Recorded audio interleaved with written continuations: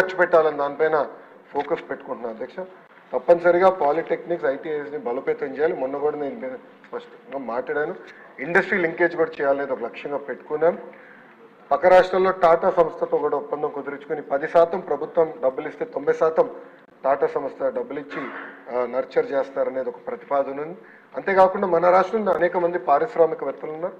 వాళ్ళందరూ తిరిగి వచ్చి ఒక్కొక్క పాలిటెక్నిక్ దత్తకు తీసుకుని ఇండస్ట్రీకి రెలవెంట్ కోర్సెస్ తయారు చేయండి, వాళ్ళ ప్లేస్మెంట్ కూడా మీరు బాధ్యత తీసుకుంటే బాగుంటుంది అనేది ఆ డిస్కషన్ కూడా నేను ప్రారంభించాను అధ్యక్ష.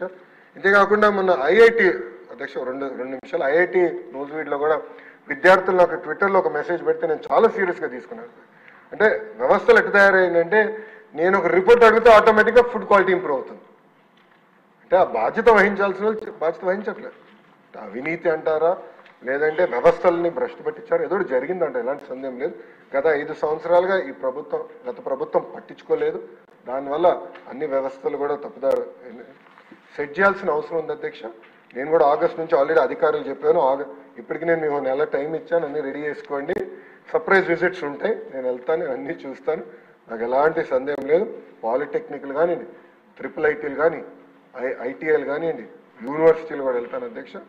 తప్పనిసరిగా దారి తప్పిన బండిని సరైన దారిలో పెట్టాల్సిన బాధ్యత మన ప్రభుత్వం పైన ఉంది. కానీ నేను కూడా మెంబర్స్ని కోరేది టైం కావాలి అధ్యక్ష నాకు. ఎందుకంటే నిన్న